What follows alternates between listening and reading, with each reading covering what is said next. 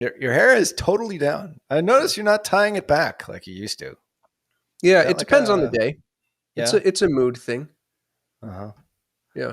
Because I like think I told you this once. I had an analysis of my YouTube channel done. Shout out to our boy Tom Breeze.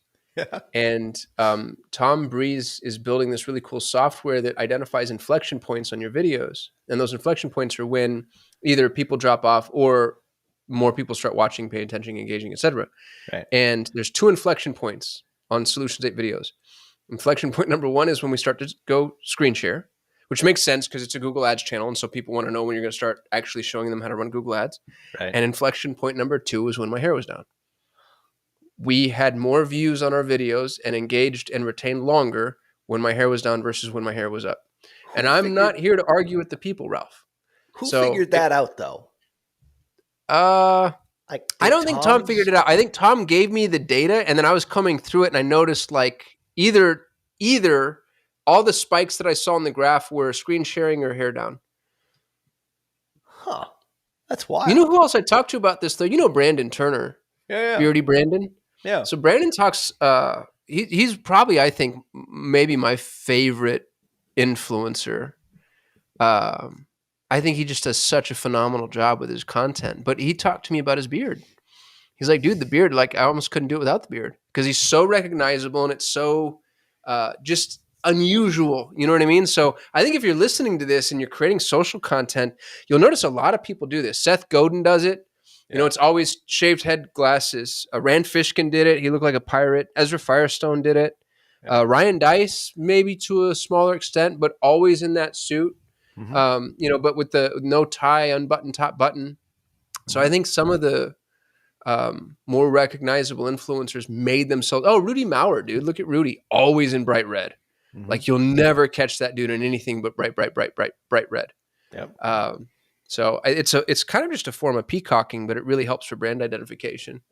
There's a guy I follow on Instagram, Chris Doe. He's an agency guy. Actually, he's really cool. And he talks about like your look. And he's got Yeah. a very specific look. And we'll leave links in the show notes for his Instagram because it's really good. We've got a lot of agency owners here, and his stuff is really solid. I'm not sure how much agency stuff he does versus like info, but his whole thing is like you need a look. You know, if you're going to be an influencer, if you're going to be an authority in the space, or you want to do personal branding, like that is your look.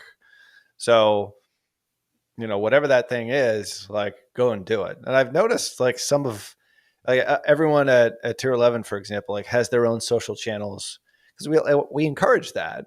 I mean, All we right. obviously like Tier 11 is the home, you know, they're employees at Tier 11, but it's like you should have other outside interests, and everyone obviously enjoys social media.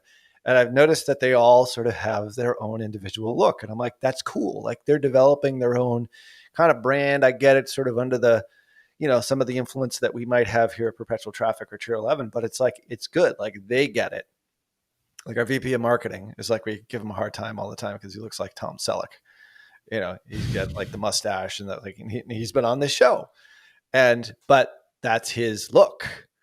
And I think it is important to have that, especially if you are the brand. In the case of Ryan Right.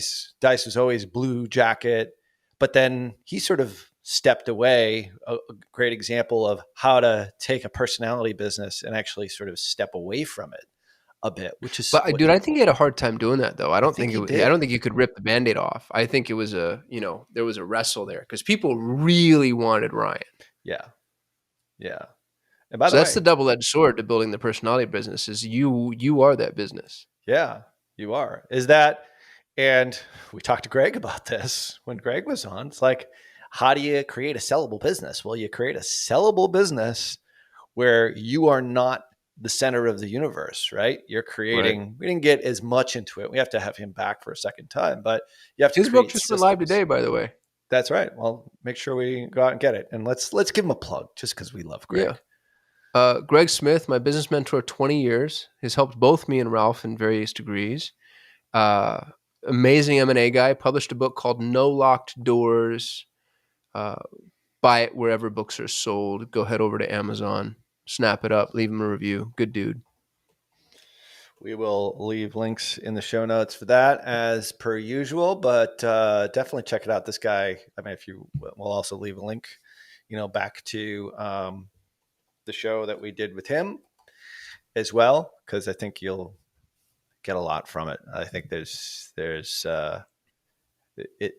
interesting. Like we're so immersed in this media and just the business that we're in, to get a complete outsider's viewpoint with different industries and his background running 2 airlines, banks, like it's crazy. Like his input and insight into the advertising industry is just, I find it refreshing just to get his insights. Obviously it's a great episode, I think, that we did with him, and want to have him back. But also I think that's another thing that people should do, is go outside of their industry for advice and for insights into, like I belong to a group called Vistage, which is a great CEO group. I really, really like it because there's manufacturing businesses, there's consultants, there's like nobody is in advertising and marketing, which is kind of fun because like I'm the advertising marketing guy. But You're then the I guru. learn about the plastics business, and there was the Yeah. guy, that now is in the cannabis business. Like that's fascinating to me. And we delve deep into it. And I learned so much every But single you didn't month. remember any of it, did you, Rob? I don't remember any of it. We actually went to his manufacturing facility, and he did not hand out free samples, which I was kind of pissed off about. No, you got to okay. take those. They Gotta expect take that. those. Yeah, Yeah. should they? So Yeah. anyway, so we'll leave links in the show notes for all that, but definitely checked out No Locked Doors over on Amazon. Greg Smith.